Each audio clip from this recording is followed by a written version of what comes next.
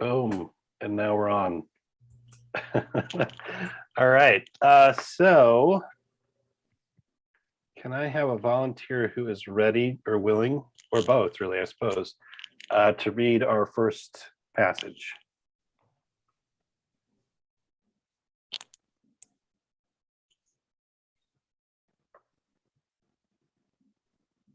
I can do it. All right. Thanks, Jim. Once, when he was in one of the cities, there was a man covered with leprosy. When he saw Jesus, he bowed with his face to the ground and begged him, "Lord, if you choose, you can make me clean." Then Jesus stretched out his hand and touched him and said, "I do choose. Be made clean." Immediately the leprosy left him, and he ordered him to tell no one. "Go," he said, "and show yourself to the priest, and, as Moses commanded, make an offering for your cleansing for a testimony to them." But now more than ever, the word about Jesus spread abroad. Many crowds would gather to hear him and to be cured of their diseases. But he would withdraw to deserted places and pray. All right. Thank you. Okay. So just a couple of opening comments.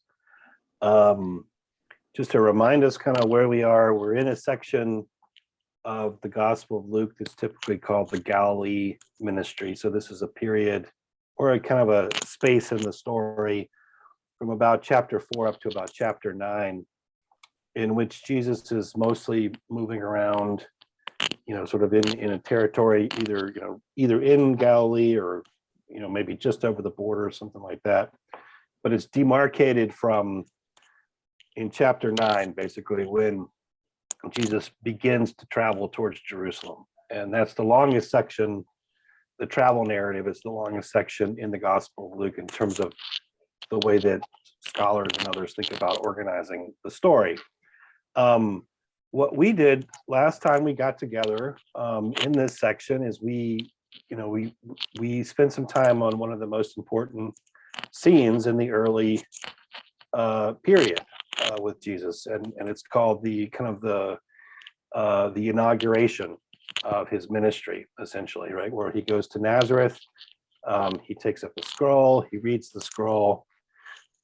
He says that, and the passage that he picks up is from Isaiah, and it's kind of a rehash of the concept of Jubilee that comes out of Leviticus chapter 25. And so we talked through that last week. And we notice, of course, the tension of that scene really is the tension, in a sense, of the whole of this story, in some ways, because here Jesus is proclaiming profoundly good news, and yet by the end of the story, the people in his own hometown want to throw him off a cliff, and so that sort of is a telltale sign, in some sense, of much of what we're going to encounter as we move through, which is pretty remarkable in a sense, right? I mean, it is profoundly good news what Jesus is arguing that he is inaugurating or launching, which is something, given sort of the language that he uses, the text that he appeals to, essentially God's great jubilee, the day of the Lord, in a sense, is upon us, is kind of the idea. So if you were using the language of eschatology, I suppose, which is sort of the study of the last things, in a sense, the last things start with Jesus, right? Because he's the one who comes, but he will, of course, obviously also come again. That great news, though, it's sometimes it's not good news for others, and sometimes people don't want to share. And so the assumptions of the people of Nazareth, right? And I think we walked through quite a bit of that, about, here's local boy Jesus. He's uttering promises that were made to Israel. Surely, in a sense, we're going to be first in line. And Jesus picks up on this. And we only know this not because of what they say to him, but because of what he says to them, that this is sort of, he perceives, in a sense, their posture towards him. And so I would suggest that this is the first place of disruption, right? Their assumptions about who's in and who's out are being disrupted in quite a profound way, because Jesus actually throws out these examples of the prophet Elijah and the prophet Elisha, in which they're sent to Gentiles, and not just any Gentiles, but a widow and a leper, right? So they would also be unclean, or at least not powerful people among Gentiles, etc. So anyway, so then by the end, they're ready to toss him off a cliff. So this kind of pattern, though, of Jesus proclaiming a kingdom, representing a kingdom, and that representation, that claim, that proclamation, those actions, which we're going to see now, the question is whether people will receive it or not. And that becomes a kind of question that moves all the way through the narrative. And of course, we know in a sense that there's a fundamental rejection of Jesus, because eventually he's crucified. So that's a deep rut, I suppose we could say, or kind of grain in the story.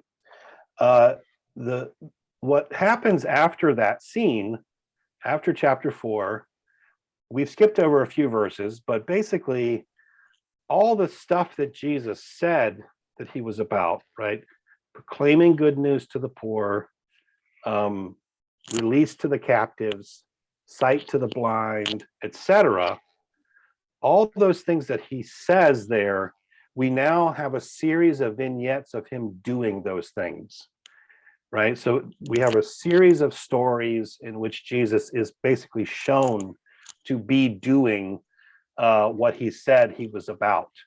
And we've already skipped over one of those, but so I kind of picked it up here because I just, having to make these editorial choices, you kind of make the choices you have to make. But I thought picking up here with this scene would be a good place to do so. So what are some things that we can say about this text? There's a couple of sort of observations. And the first has to do with the man himself, right? In verse 12, it says, once when he was in one of the cities, there was a man covered with leprosy. When he saw Jesus, he bowed with his face to the ground and begged him, Lord, if you choose, you can make me clean. So the first thing to note is the way that Luke describes the particular leprosy that this man has. He's covered with it. It's literally unavoidable, right? You cannot miss this. It's all over the body. And so his status as an unclean person this is something that he cannot hide, essentially.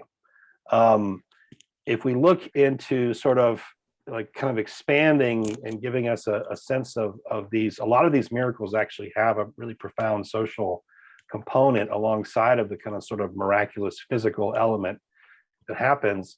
In the case of someone being a leper, and particularly, covered in leprosy, we look back at Leviticus 13 and 14, we find that essentially these folks are outcasts, right? They're considered unclean, and they're not allowed to be in the midst of the community, because leprosy is highly contagious, right? And so it's a kind of attempt to control contagion.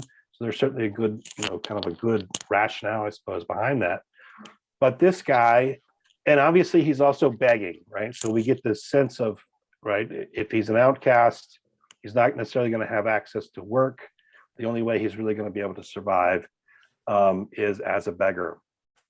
And so one of the things then that is, I think, important here to note is the suffering of the social exclusion that would happen here. And I think, if you imagine not just that his family or others might not be able to be around him, but no one would touch him, right? And think about how important human touch is.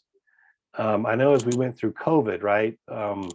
In some ways, like particularly people who lived alone really struggled with the idea of not, being able to give or receive a hug during that time. So obviously, we would want to multiply that in terms of this person's experience, I suppose, or intensify it. And we don't know how long, doesn't tell us how long this person's had leprosy, etc. So just the alienation, right, of this person and their status. The man then addresses Jesus, right, begs him essentially, and puts it in a way. I mean, I think most of the commentators I've read on this see the question that he offers to Jesus, Lord, if you choose, you can make me clean. This is actually not even a question, it's a statement. And therefore, it's essentially a statement of faith. So a trust and kind of a throwing himself, in a sense, at the feet of Jesus. The other thing is the grammar here, "make me clean," that's important for a couple reasons. One, it obviously refers to the leprosy, but he doesn't say he doesn't say instead, if you choose, you can cure me of this leprosy. He says rather, you can make me clean, and here that status of being unclean and clean is at play. And so this is not just a request to be healed of a horrible disease, it's also a request to be restored to his people, basically. So this is about restoration for the community. And then of course we get this beautiful response by Jesus. Even though I don't know, when I read this, the pathos, in a sense, sort of speaks out, I feel like, through the words, and essentially. So let me turn then to those next verses. So then I'm sorry, Jesus, Christian.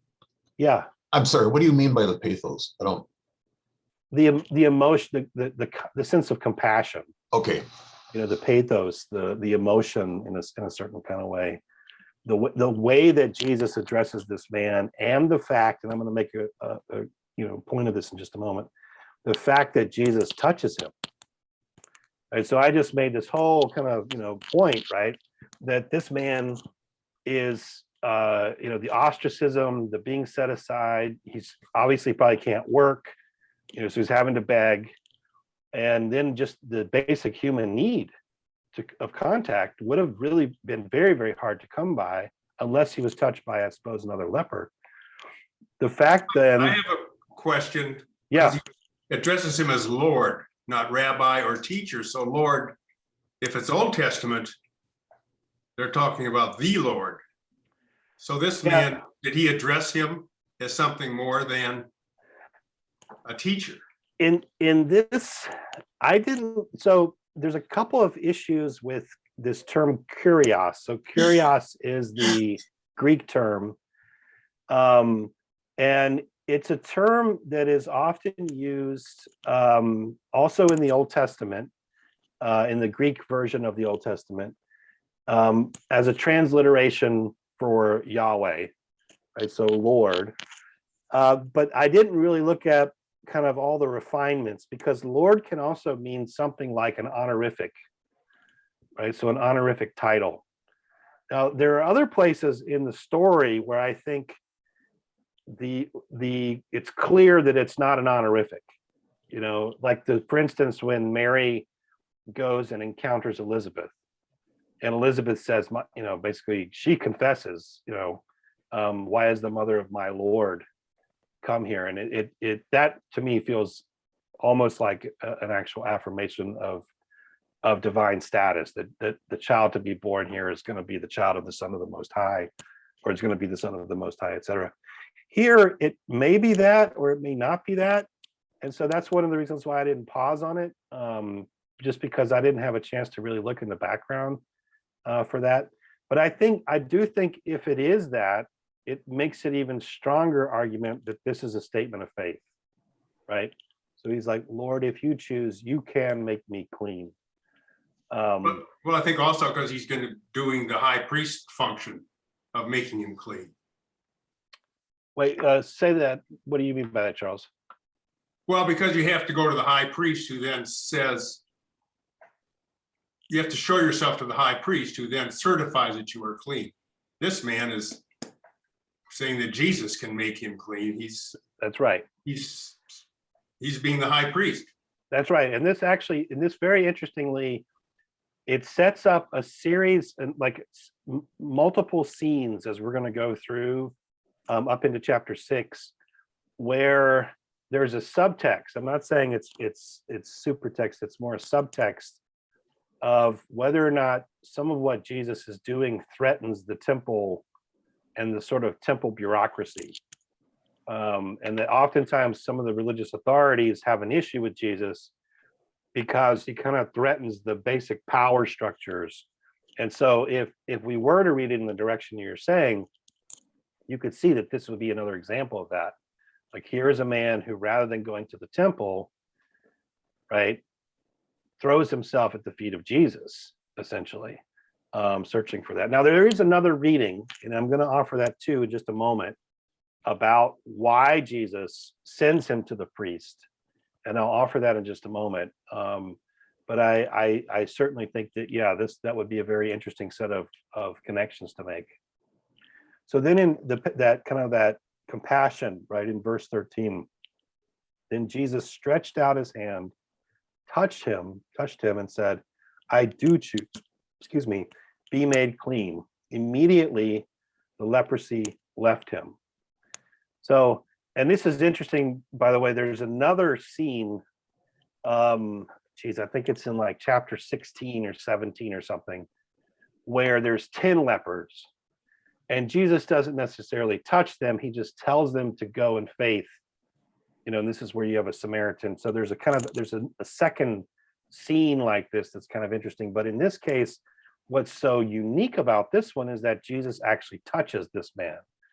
And so my point here, and this is one of the things that I think is really profound, and I think we see this in a whole iteration, a whole bunch of different ways in Jesus' ministry, is the way that he is willing to cross over set boundaries. And these are often boundaries of perception, assumptions. I've used that language before when we were talking about Nazareth. In this case, it's almost like an assault on a pretty fundamental assumption, which is that some things are clean and some things are unclean, and they ought to be kept apart. And that if you bring a clean thing into contact with an unclean thing, that typically that clean thing is going to become unclean. But here that's reversed, right? And that's one of the things, of course, that speaks not only to sort of the gospel, I suppose, but even just simply the power of Jesus. So Jesus effectively makes himself unclean to a certain extent, or he takes that risk by touching this man, because that he would have been considered according to the law in that way. Obviously things turn out differently. And so I think this also kind of folds in, and I've given you these other two sentences here as sort of larger, kind of the larger implications, things that we are going to see kind of play themselves out again and again later on, not necessarily in the case of leprosy, but as I say here, Jesus enters into the situation of sin or uncleanness or God-forsakenness precisely to reclaim the godly. And so the barrier breaking is done not just to be iconoclastic, but it is done precisely to give life. And that is, and this is something also that we're going to see in Jesus's arguments with the Pharisees about the status of the law and Sabbath, etc. So this is, I think it's a really profound and early moment where you see some of this happening. So then he gives him this order in verse 14. He says, and he ordered him, tell no one. Go, he said, and show yourself to the priest, and as Moses commanded, make an offering for your cleansing for a testimony to them. I don't really have anything here. Excuse me, I do have this, I do choose, right? Jesus's response sort of like is as demonstrative as the statement from the leper. I don't really have any comment here in verse 14 about him ordering him to tell no one, other than there's a sort of general sense that Jesus is not necessarily interested in widespread promotional stuff. I think this actually fits with what we hear in verse 16, and there could be some different reasonings for that, and I could talk through some of those, but I just want to note that I don't have a comment here necessarily. But what I do think is important is what's Jesus doing? He's basically being a pious Jew, right? I mean, he's telling him to go to the temple, present yourself to the priest, and then the priest will confirm, right? I think that was the language that you used, Jim. But more than that, too, and this is what's kind of interesting here, is that once the man is examined by the priest, in a sense, that's when the man can be restored to his people.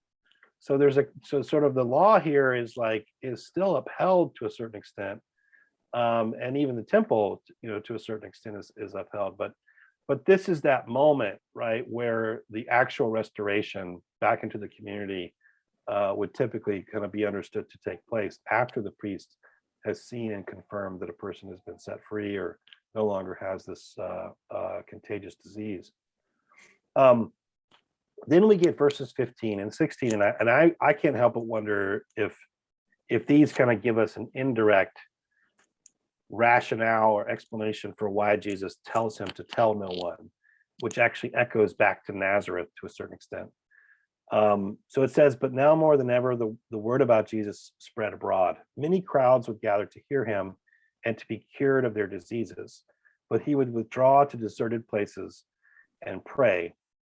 So there's a couple of things just to note here. Number one is simply, right, the reputation of Jesus spreads, and we're going to see this kind of gaining steam over time. In fact, the very next scene, we hear a little bit more about what that spread kind of looks like. Now so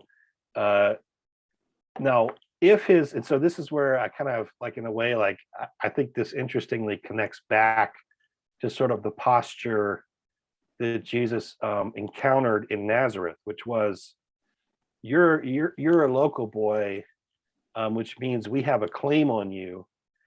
And there's a certain kind of feeling, I think, even though it's not necessarily explicitly stated here in verses 15 and 16, right? His reputation spreads, crowds start to gather because they want access to him, but he has to withdraw because, and I think this is one of the things that's important to note, is that Jesus is going to fulfill his messianic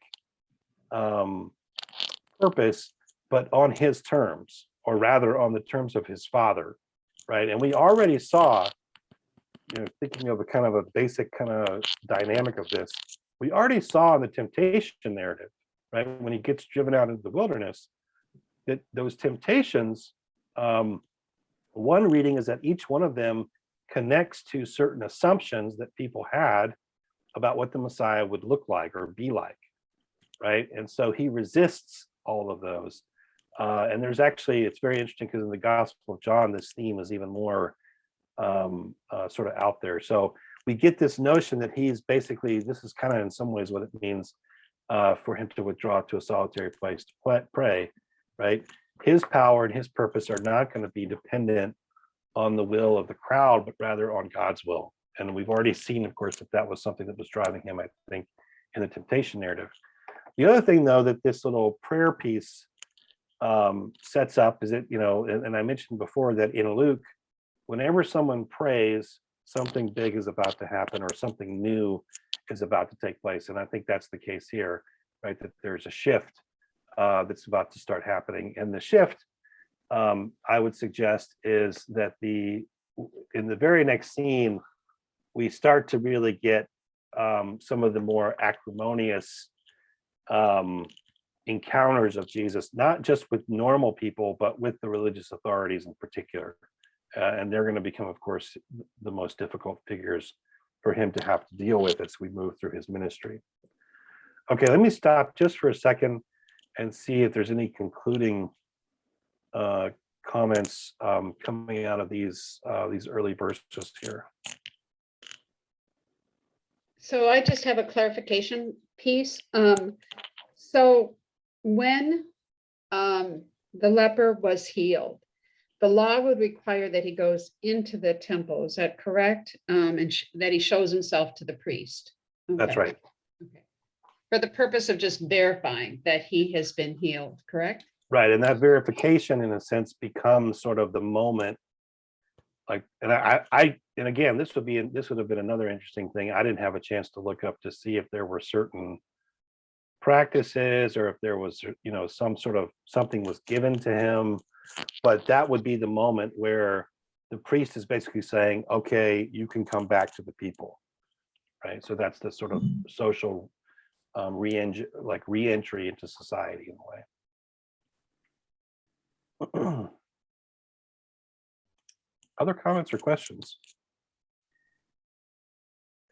That he has to withdraw to kind of recharge his batteries. I mean, maybe that's the human aspect of him, but it takes a lot out of you in the healing business. You're giving of yourself, you're focusing on the problem and doing what you can to make it go away and to restore the person. And I think that withdrawing like that to pray was his way of doing it. When you think back, like the woman with the issue of blood, he felt, she touched the hem of his garment, and he actually felt the power going out of him to her. So I think it's kind of a recharging thing. It seems. Yeah, absolutely. It certainly would have that recharging component as well. I think the other one, of course, is as I mentioned before too, was simply not letting people get their mitts on him. So he doesn't want to be, in a way, it's kind of weird. I mean, it's obviously kind of weird. This is the case in all the Gospels.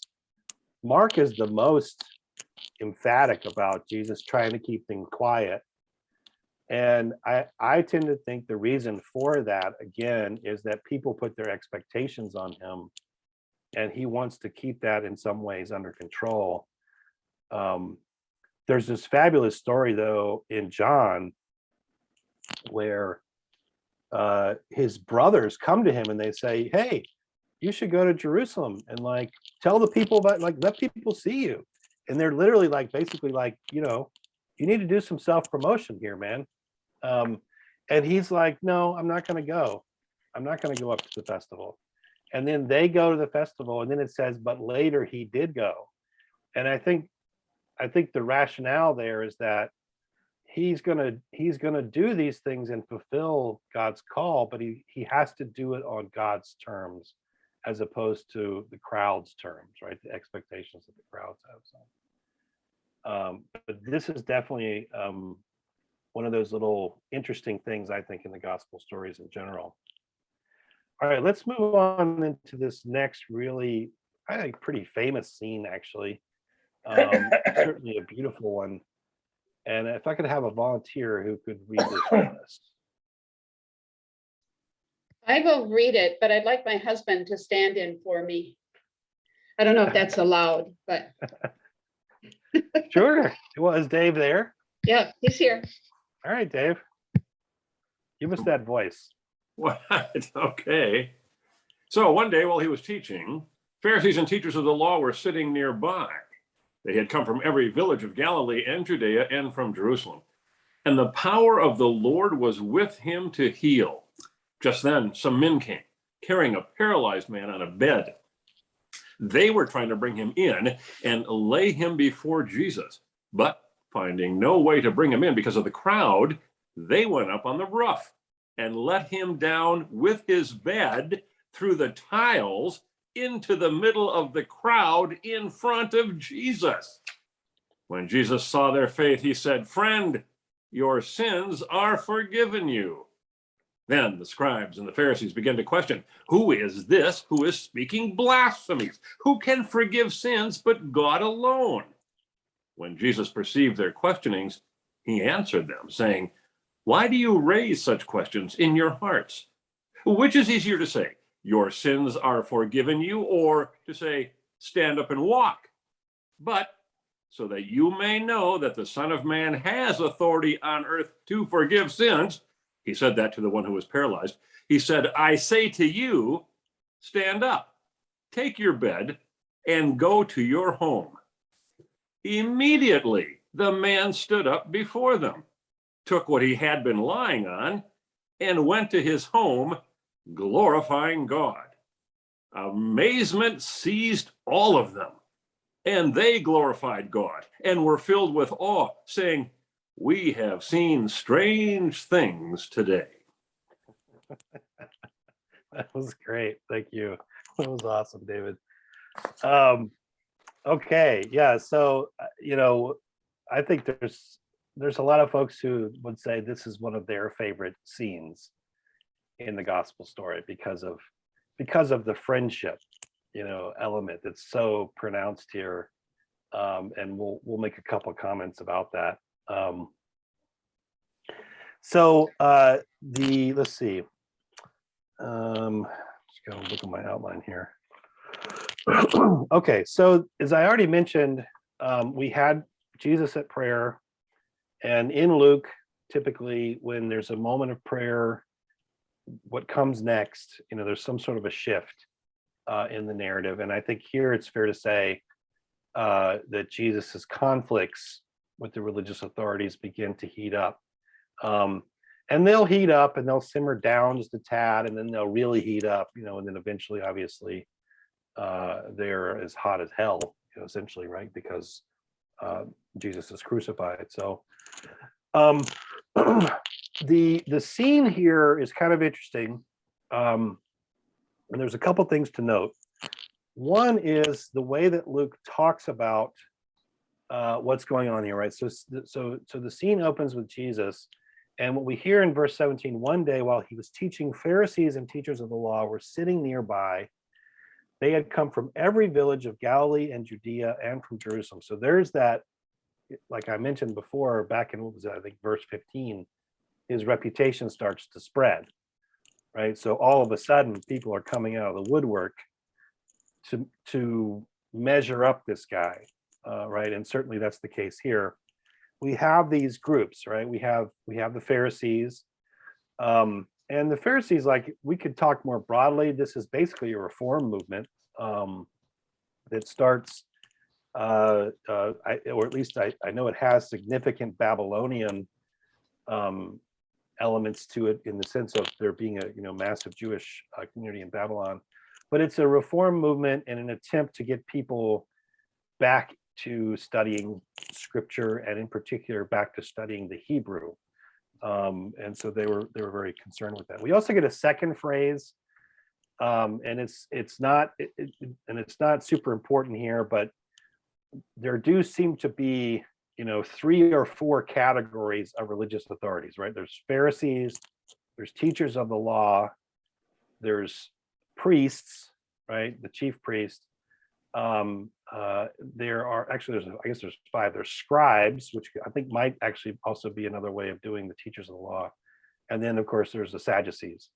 So there's this large, and they didn't always get along with each other, by the way. In fact, a lot of them despise one another. So and one of the tragedies, of course, of the story is that they come together precisely to kill Jesus. But so we're starting to get then a kind of more textured, I suppose, sense about the elite, the religious elite or religious authorities. And here they are, they've come to hear Jesus, right? So one of the things that's really interesting, I have read this, passage a lot and probably heard sermons about it, but one of the commentators actually, I think, did a really good job of noting the seating arrangements, and that kind of what's happening here is that this is an episode in which the margin is going to be brought into the center, right? And so in contrast to the last episode, right, where Jesus crosses the barrier to the unclean, here essentially, now obviously a paralyzed person wouldn't necessarily be considered unclean, but they would have been considered marginalized. The marginal person is going to be brought from the outside to the inside.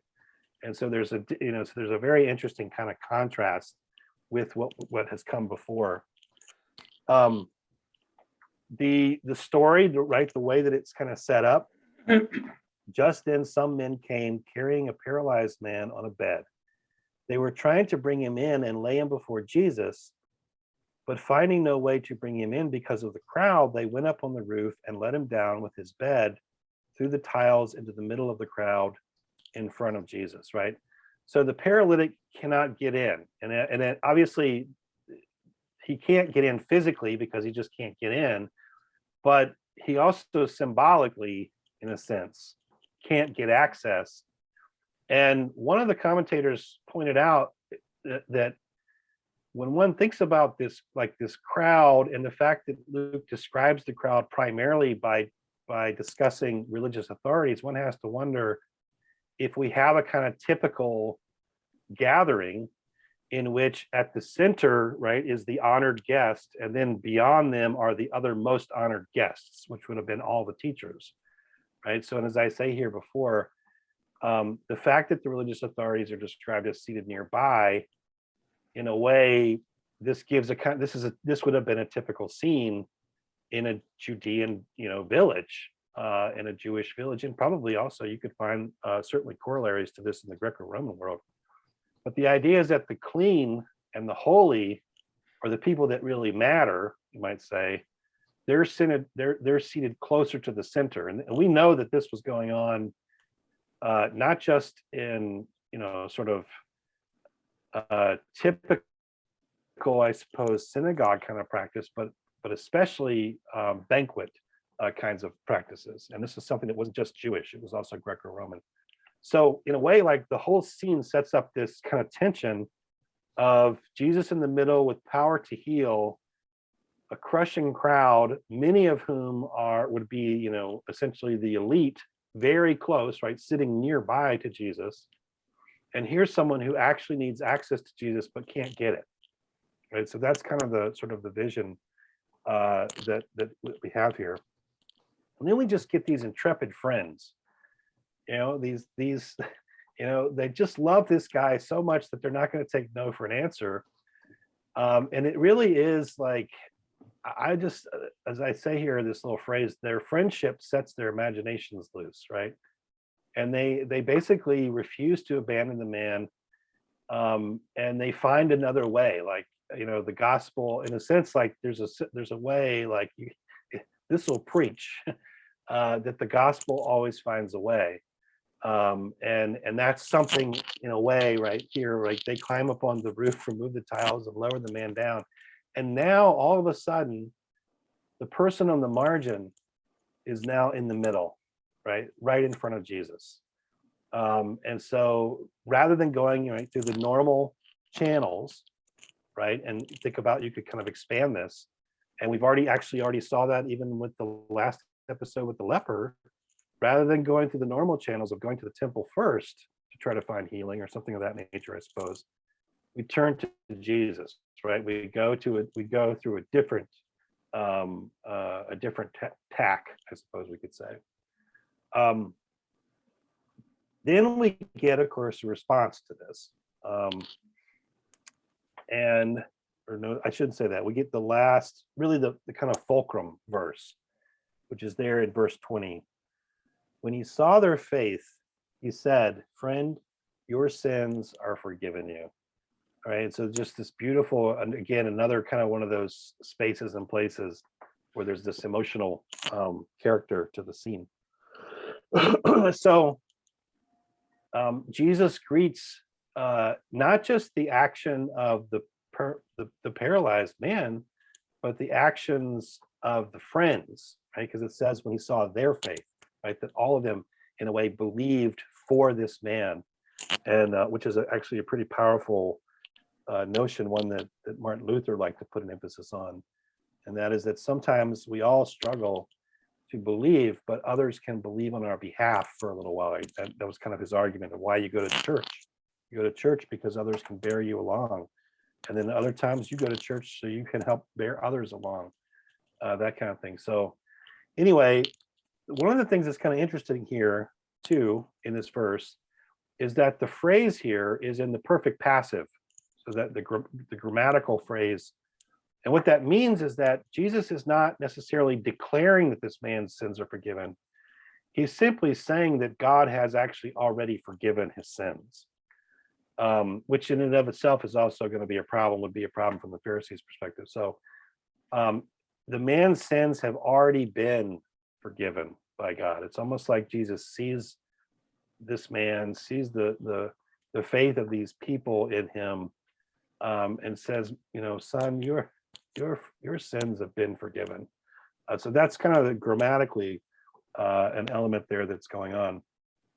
Well, then we get the response, right? And here in verse 21, then the scribes and the Pharisees began to question, who is this who is speaking blasphemies? Who can forgive sins but God alone? So if we follow the tack that I just mentioned, I'm going to offer you, there's two different ways I think that you can probably interpret these questions.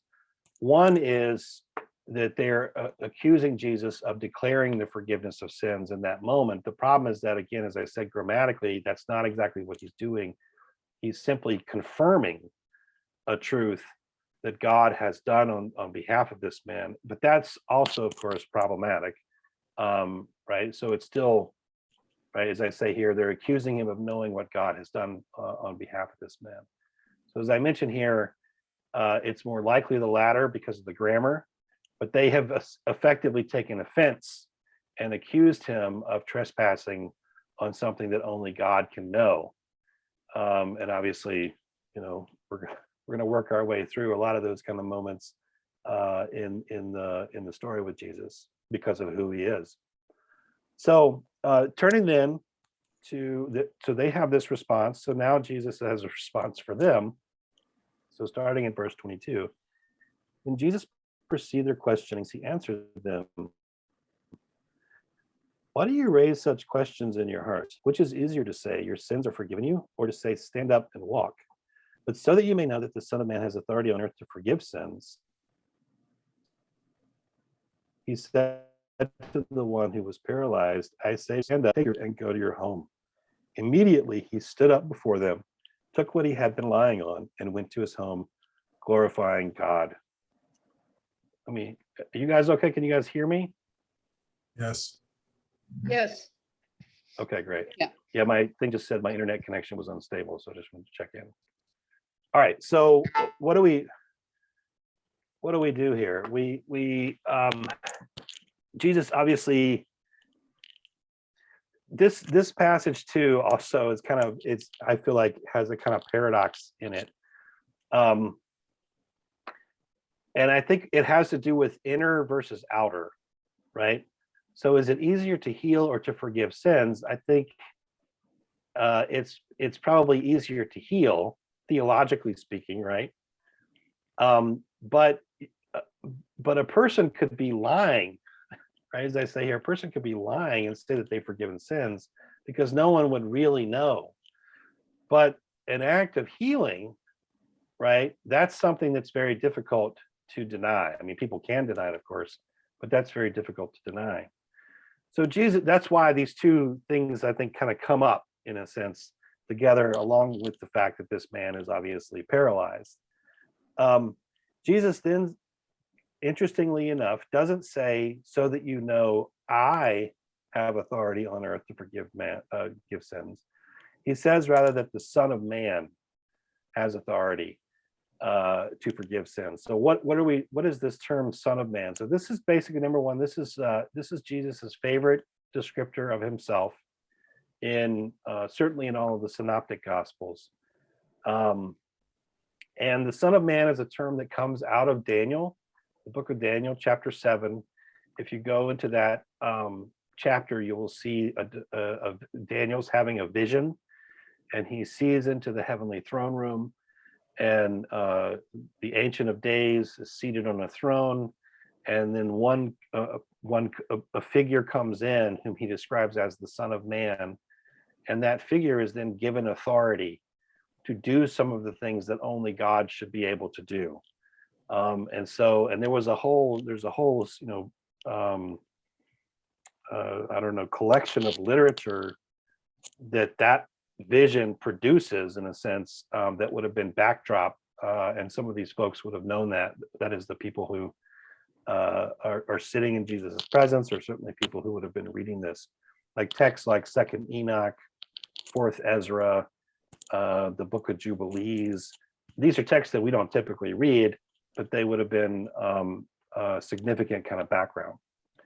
So one of the things that's kind of interesting here is, or kind of a twist in a sense, is that in those, a lot of times in those texts, the Son of Man, the authority that that figure is given is to judge, but Jesus obviously turns this on its head to a certain extent, right? And says, so that you know, not only does the Son of Man have the power to judge, but also to forgive sins. So that, I think, is kind of helps us understand what he's saying. And then he basically gives an outward indication of the inner power, right? So the healing of the paralysis is itself a sign of the other inner healing that he has perceived that God has already done for this man, right? That his sins have been forgiven, and he commands him to stand up, take your bed, and go to your home. We jumped over, by the way, one of the stories with Peter, some of the calling of some of the disciples, and one of the dynamics there is if Jesus gives a command and someone obeys, the results are, extraordinary. And of course, there with Peter, it's the catch of fish. So this man does what he's told, right? Gets up, goes home in absolutely total, utter amazement, and goes home glorifying God, right? Praising God. And there's a kind of, it's interesting, just even if you read this in the English, right? There's a sort of determined, almost alacrity, right? That this guy immediately gets up, takes his mat, and then walks home, right? And it just, you get that sense of absolute just trust, obedience, and on his way. And there he goes. And then the response. So this is an interesting response. Things are going to change as we move through. We get kind of further down the line because the responses are going to obviously become more negative. But in verse 26, amazement seized all of them, and they glorified God and were filled with awe, saying, "We have seen strange things today." So, like the man, the crowd, and I think we could say this probably included some of the Pharisees at least, if not all of them. They confess that they have witnessed marvels. So obviously here the translation says strange things, but kind of the actual meaning of that Greek term is marvels. So it's simply remarkable what has happened. So let me stop there for a sec and see what kind of comments or questions or thoughts folks have. What does this bring up for you?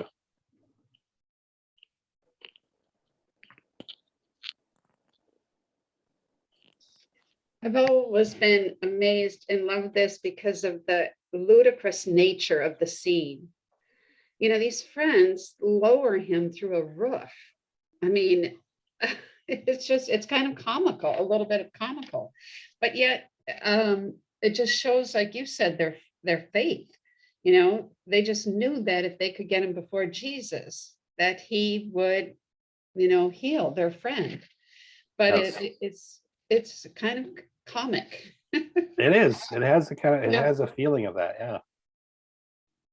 Yeah. And like I said, just this doggedness of like, Yes. we're not going to take no for an answer. They're up on the roof. The God, the gospel, God will find a way. The gospel will find a way is sort of the idea. Yeah. Well, there's an implication too, by virtue of the fact that Jesus starts with forgiving him his sins or announcing that his sins have been forgiven. It is not, it's not stated outright, but is a reasonable inference, or it can be inferred that this guy may not have even, unlike the leper, he wasn't saying, "Get me to Jesus, I want to get healed." It's entirely possible his friends dragged him there and lowered him down, or that he was skeptical. There's no suggestion anywhere in here that he himself believed that this could happen. It's his friends that are highlighted as being the ones who have the faith, and who lower him down. And I do think it's kind of interesting that he had no trouble leaving the house for the crowds, despite not being able to get into the house, that once he was healed, everybody stepped back and said, whoa, and let him come through. That's right. That's right. Yeah, he's very passive, basically, until that command comes. Right. I mean, I think that's right. You could infer a lot of things. And even the way that Jesus, where it says that Jesus saw their faith, right, not his. And so that's an interesting contrast too, right, to the earlier one. That's a great point. Yeah. Yeah. And it's almost like the Red Sea parts. Yeah. You know, here we go. All right. He's leaving. I do sort of wonder about the guy that owned the house. He's No. like looking up and going, wait a minute. What the Right. heck? Right. Yeah. I wonder if he's the one that said, well, we saw strange things today. Yeah. I got to go fix the roof. Oh, these are great comments. Other comments? Just a technical thing. Does anyone else get the sound like someone is shuffling a deck of cards? Or is that just my computer? No, I know, it's wonder- like, yeah. it's like a scratching noise. Yeah, it is. I wonder, Christian, if you could just test your microphone to see whether or not it's rubbing at all. Sometimes that causes that sound. Oh, you know, it might be rubbing because it's really close to a zipper. Yeah. Give me 1 second. Thanks for bringing that up, Jim, because I've heard that too, and I kept thinking, well, and I'll bring it up, but.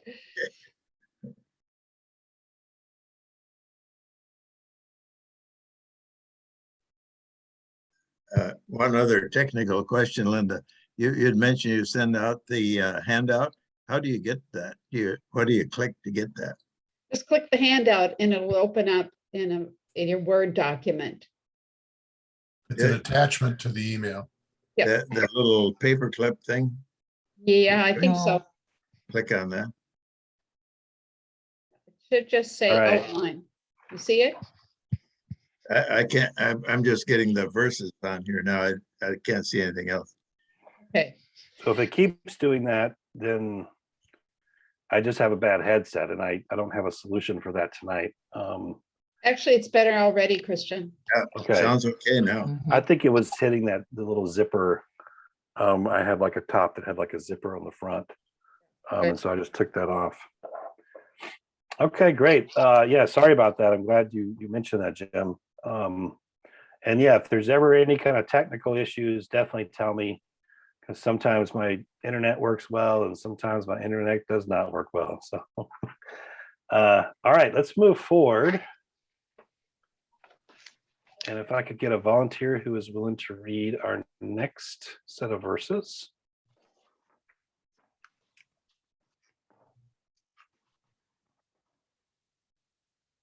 Technically, Linda didn't really volunteer. Oh, that's true. She probably didn't I tell you what, actually I'll read. volunteer, but I'd like to hear Linda's voice do it. Oh, there you go. You're up, Linda. All right. After this, he went out and saw a tax collector named Levi sitting at the tax booth. And he said to him, "Follow me." And he got up, left everything, and followed him. Then Levi gave a great banquet for him in his house, and there was a large crowd of tax collectors and others sitting at the table with them. The Pharisees and their scribes were complaining to his disciples, saying, "Why do you eat and drink with tax collectors and sinners?" Jesus answered, "Those who are well have no need of a physician, but those who are sick. I have come to call not the righteous, but sinners to repentance." All right. Another probably pretty well-worn text that you probably have heard before, heard sermons on, etc. Now, I will say, so I skipped over the calling of Peter and Andrew. It was purely, I don't know, random. I suppose I just felt like we needed to skip ahead, but I wanted to include this one because I think it kind of, it hits on the dynamics of calling, right? It's important. Jesus gathers followers around him. those followers try to respond. Obviously, we know towards the end of the story, certainly all of his male disciples abandon him. So I wanted to include something of that nature, but I thought this one was particularly interesting because of who Levi is, right? He's a tax collector. And there's something here that I think is also kind of extraordinary and speaks about sort of the gospel. So he calls Levi, also known as Matthew, and sort of presumably the person who was responsible for writing the Gospel of Matthew. So in terms of what a tax collector was, I just have a couple of comments here so we can kind of get a sense of the reputation of a person like Levi. He would not have been liked. I mean, I'm not sure if there's any stronger way to put that. And the fact that Jesus doesn't just forgive him or heal him or whatever, but actually draws him into his inner circle of the 12 is, I think, would have stuck in the craw of a lot of people, especially people who absolutely hated the Romans. And every one of those groups I mentioned before would have hated, even the ones that collaborated with them, with the Romans, would have still hated them. So as I mentioned here, the way that the Romans typically ruled was that they had client representatives in certain areas. And oftentimes they would, Romans would come in and overpower whatever military force was there, but then they would figure out who was willing to collaborate with them, and they would put that person in power. And the way that the Romans essentially, so they left in place, in other words, the local structures of authority, but the way that they actually ruled was by extracting taxes. And so taxation, even in the ancient world, was a pain, right? Well, those local representatives would then turn to other locals, and they would kind of, so you'd have kind of a pyramid. It wasn't necessarily a pyramid scheme, but you had a pyramid of this person up here owes this much money to Rome. And so they try to find other folks who probably would have bid, or at least would have shown that they were effective at gathering taxes.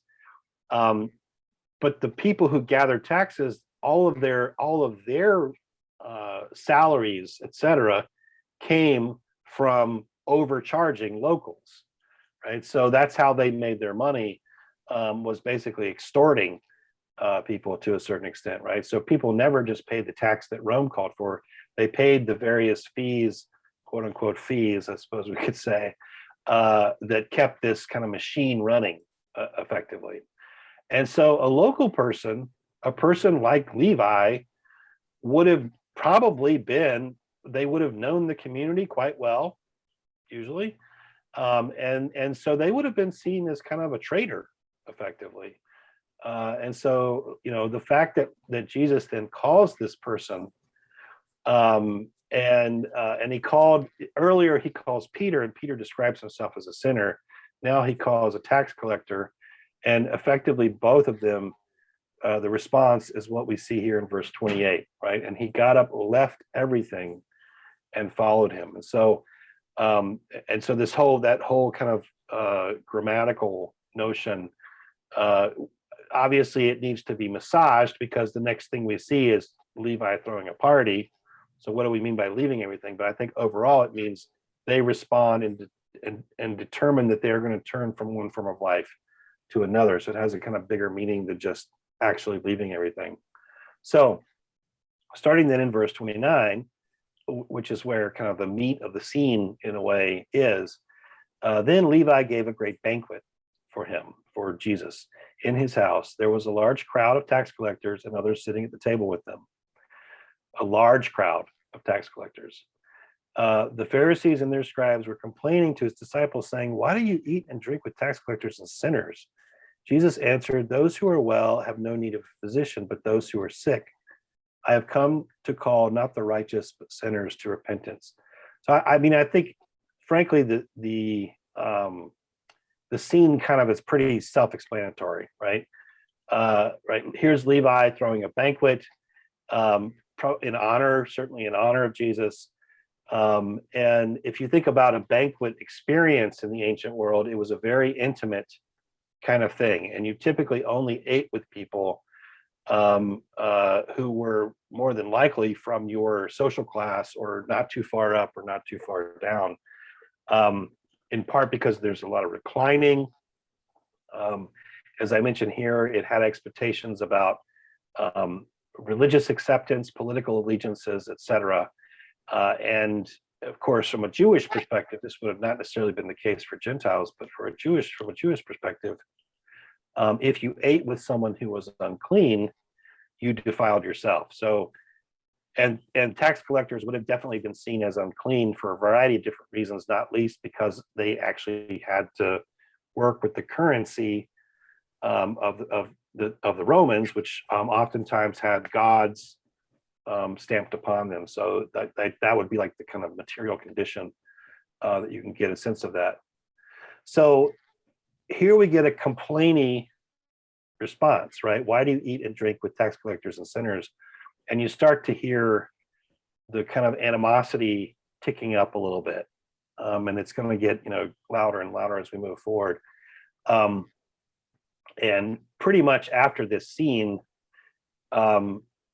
generally the interactions with the Pharisees are much more ominous. There are a few exceptions, but I suggest those exceptions really prove the rule that from this point kind of forward, you start to see sort of staking out the different sides in this, and these folks are going to be Jesus's enemies, right? And so given the connection here, and then there's a scene that follows that we're actually going to skip over. This is not so much an innocent kind of query. Oh, please explain to us why you're eating with these people. It's not normally done. They're like, why are you doing this? You're defiling yourself. You're eating with traitors and sinners, and like, how does that fit with being holy? That's kind of I think the tone of the question. So as I say here, Jesus is really not acting like a quote unquote good religious person. And here again, disrupting, right? Or breaking through or crossing over, the accepted categories or boundaries, which Jesus has a definite gift for doing that. Jesus then answers their query with actually an answer that is quite typical, but also, as I say here, it's indicative of the subversive nature of the gospel. And what I mean by that is when he says, those who are well have no need of physician, but those who are sick. That is actually, you can find that trope, that like sensibility, like in all kinds of other literature in the ancient world, whether we're talking Jewish, Greco-Roman. There's probably some examples of that in Babylon, Persia, etc. And it's basically the idea, this recognized trope that a wise teacher was a healer, right? And that vice it was something like a sickness. And that what the wise teacher did was they taught virtue, which is sort of the medicine that helps you overcome that sickness. And so he's using what a trope that these folks would have been familiar with. And I didn't have a chance to look, but I guarantee you that trope shows up in the Talmud. So it probably is on the lips of other Jewish scholars. But in this case, of course, he is using it precisely to show that one of the things he's going to do is break down the categories of who's acceptable and who's unacceptable, right? Who's lost and who's found, right? Because we're going to have, the lost son, the lost sheep, the lost coin, et cetera, et cetera. So all this kind of fits in with a really broad and very important theme or thematic that we encounter throughout the story, the gospel story. Okay, let me stop for a sec and see what kind of thoughts or comments or questions folks have. Aren't the terms righteous and sinners, aren't those particularly political things? The Pharisees were righteous. And then all these other folks are sinners. So That's it's right. It's more than just a simple statement. It's a real throw down the gauntlet. Yeah, I mean, it's Jesus, what you're doing is not acceptable because you're eating with people who are unacceptable, right? And that would carry social, political, and religious weight all at the same time. Absolutely. And the fact that Jesus turns to him and says, "I've come not to call the righteous, but sinners," is an interesting twist if you think about it, right? Because the righteous would expect that the Messiah would come to call them, right? That's what the one that they've been waiting for. And one of the things, of course, we're going to see as we move through the text is part of the task is for all of us to see, whether we're talking about someone who is holy or blameless before the law, etc., that they are also in need of God's grace, right? And that's one of the issues that seems to be at stake here. Yeah, it's hard not to want to put air quotes around healthy and righteous. It is, he didn't say it that way. He could have said it more explicitly if he'd wanted to. But he also doesn't say it explicitly when he's talking to the rich young ruler.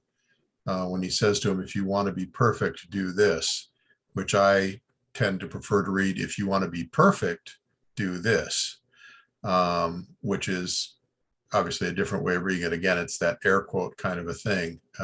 Right. It's the, it could be inferred or interpreted that he's basically saying, I'm not here for those who think they are healthy, but for those who know they are sick.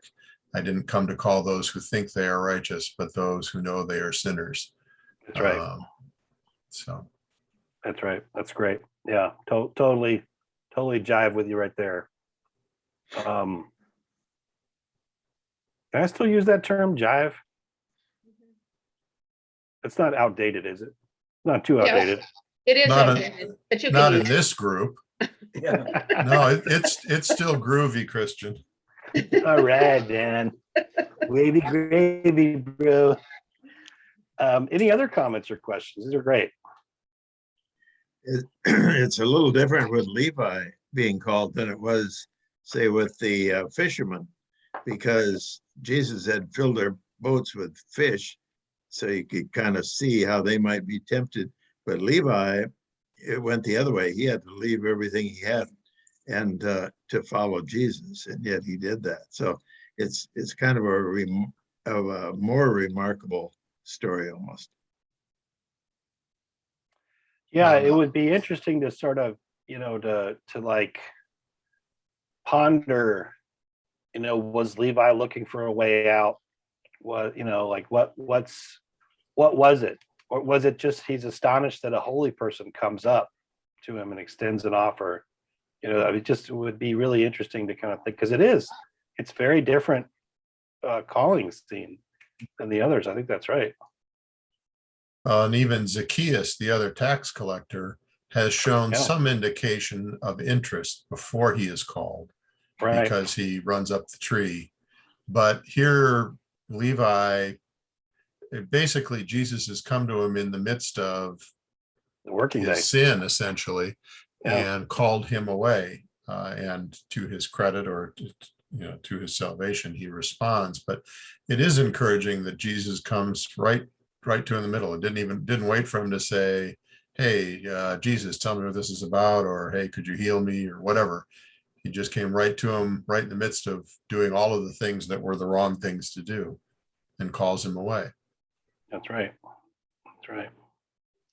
And I didn't realize that Matthew, who wrote the gospel, was a tax collector, and that this is about him, about his coming to faith.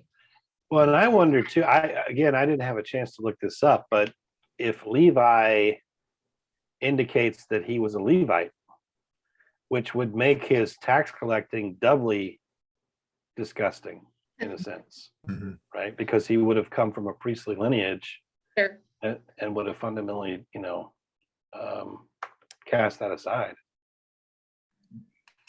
I also find it interesting that he didn't make the change and slide off into the sunset with Christ. He immediately holds a great banquet and brings a large crowd of the tax collectors with him. Right. Um, And you have to imagine, right, that he's inviting people to be like, hey, you gotta hear this guy. come see what I found. I mean, Yeah. yeah. Like, or who found me? Yeah. I think that's right. That'll all preach. All that stuff will preach too. I'm always looking for good preaching ideas too. We'll do one last scene here. And then we'll pack it in. So this will get us. So we're gonna skip over again. Like sometimes I know why I'm skipping over stuff. Other times I'm just like, just because we're trying to, cram all this into a certain number of sessions. And there's just so much good stuff. So what we're skipping over though, verses 33 to 39 is questions about, this is called the question about fasting. And so there's a sort of an inquiry from the Pharisees, like, why are your disciples not acting like John's disciples? Right. So they're kind of taking an alternative tack, because clearly Jesus has said multiple times, I'm not going to conform to your ideas of what it means to be a religious person. So in a way that this is like a replay, but from a different angle. You say you kind of look like a prophet. You sound like you might be a prophet, or maybe you're even something more than that. But again, your people are not doing this, that, or the other. But then one of the things that makes that little passage so interesting, of course, is you get the image of the new wineskin, right? And so there's this sense of something new is happening, and that the new needs to be allowed to happen. And that is, I think, is important. But I just felt like, again, we needed to skip over that. So now we land, though, up into chapter 6.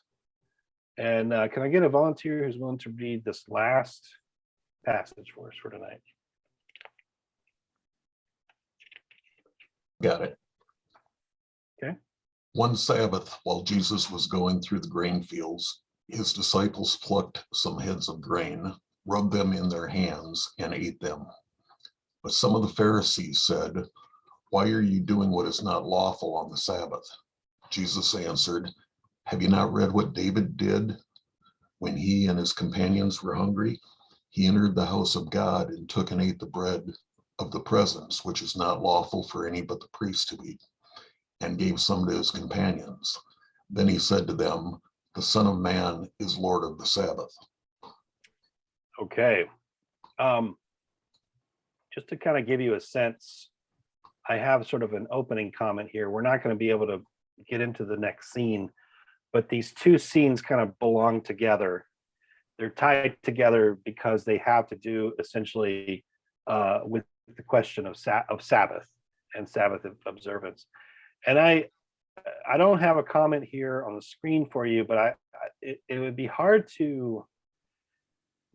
There are some schools within sort of Jewish theology that argue that the essential element of the law is the keeping of Sabbath. So Sabbath is like considered to be one of the top.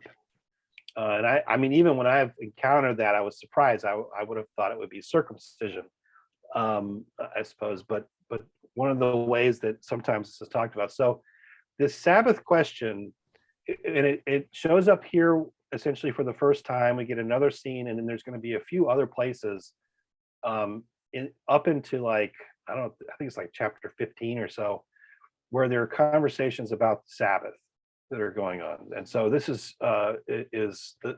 one of the things that they're arguing over through here. And so I just want to highlight that. Obviously, we start to see the growing hostility between Jesus and the religious authorities as they're questioning him. If we went to the next passage, you would see in verse 11 that for the first time you hear them like starting to lose their minds. It says in verse 11, but they were filled with fury and discussed with one another what they might do to Jesus. So that's what I meant when I said we're starting to get the uptick of animosity. And one of the things I think is important here, and this is a basic, I think kind of a basic rule of thumb in general around the question of the status of the law, but here it's about the Sabbath, and that is the Pharisees are concerned with what we might call religious observance, while Jesus is asking essentially after. And so you might even more broadly expand that out and say the purpose of the law, right? In some ways is at stake here. And I think it's interesting that typically Jesus does not argue about whether the law should be observed or whether Sabbath should be observed, but rather to what end is it supposed to be? And so I think there's a kind of difference there that it gets teased out as we move through some of these scenes. So in verses 1-2, one Sabbath while Jesus was going through the grain fields, his disciples plucked some heads of grain, rubbed them in their hands, and ate them. But some of the Pharisees said, "What are you doing?" Or excuse me, "Why are you doing what is not lawful on the Sabbath?" Now, I throw in here that there certainly is contention around these verses. So there's people are divided over trying to understand exactly what the scene is really about. One of the things that leads to this is folks note that there are passages in the Old Testament as well as in rabbinic exegesis where you're actually allowed, to set aside certain things, certain legal requirements in order to live, right? So as I say here, it was in fact okay to do something otherwise considered unlawful if you needed food. The other irony that people also will point out is that, well, here are the Pharisees themselves. They're out in the field. So they're actually doing something that on some level would be considered unlawful, right? So there's certain kinds of ironies here, but those are just things to put there. I think the main is really interesting story that Jesus appeals to, right? In verse 3, Jesus answered, "Have you not read what David did when he and his companions were hungry? He entered the house of God and took and ate the bread of the presence, which it is not lawful for any but the priest to eat, and gave some to his companions." So this is a scene back, I believe, in 1 Samuel. And it actually, it's not just Jesus, by the way, who thought of this scene in this way. It was also other rabbis. And it had there's this basic principle that the law can be suspended when necessary to give life. And we're going to see this again over issues about healing, where Jesus is going to say, ox falls into a hole on the Sabbath, you will go and get it out. You won't leave it there. Or if your animal needs food, you will give your animal food, right? So why should I not heal? And so I think there's a kind of basic dynamic here of the law can be suspended for the purpose of giving life. And one of the great examples, of course, was circumcision. All male children were supposed to be in 8 days circumcised.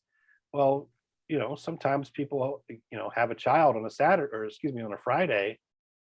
By the time we get to the next, Sabbath or whatever, which would be the 8th day, and maybe my math is wrong, I don't know, but what are you supposed to do? Well, it was understood that you could suspend Sabbath regulations so that circumcision can happen. So there's already a dynamic, is my point of this. And here then is what I think kind of comes back to the pointed issue is, what is the purpose of Sabbath observance? This comes out, by the way, much more clearly in the Matthew version of this, or the Mark version of this. And I think in general, this is Jesus's approach. And I think this actually also applies, especially in places like the Gospel of John, that the Sabbath and the law exist primarily to give life rather than to take life away. And that one can and should make those suspensions in order to make room for people to flourish or thrive. And again, this will come out as I mentioned before around issues of healing. Then we get this second, right, Son of Man. So we've already had the Son of Man comment about forgiveness of sins. now it comes back, right? The Son of Man is Lord of the Sabbath. Again, in Mark, like I said, it's a little clearer, right? That the point at issue here is the Sabbath was made for man and not man for the Sabbath, right? Like that kind of gets a little closer to the ballpark of what we're talking about. I think for Luke, at least, the way that he's kind of rendered this is it's not just a general principle that is at issue here, but it's rather the fact that it's Jesus's authority. That, in other words, that it's because Jesus says it's so, in a sense, right? So Luke's point is that this broader truth is made much clearer precisely because the Son of Man has confirmed it. And that's something that, again, we'll kind of come back to a few times as we move through the text together. Let's see here. All right, so I'll unshare. We can chat for a few minutes if there are comments or questions or. Yeah, I think you're right about Mark's reading of it, and it's certainly consistent with a lot more of what is said about the Sabbath, with the Sabbath being made for man, not man for the Sabbath. But I do think here that it's very definitely a sort of a clear in your face back to the Pharisees about exactly who Jesus is, because he's pretty explicitly saying that he is king in the line of David, and that he is Lord over the Sabbath, that the king ultimately, because that example that he uses, I mean, David is breaking the law. I mean, he storms in there and takes it over. Nobody would treat that as, well, David really was doing okay. No, he pretty much was taking it over, but he's the king. Now, at that point, obviously, he wasn't officially, but he'd already been anointed. Everybody knew he was the king. So right. He is essentially saying the king rules over the priests in this case, and the king rules. And so he's saying, I'm Lord of the Sabbath. I'm the descendant of David. Here's who I am. I mean, I'm not without, I mean, then the Pharisees, if they're paying attention, ought to pick up on that. They ought to know exactly what he's saying. Right. Well,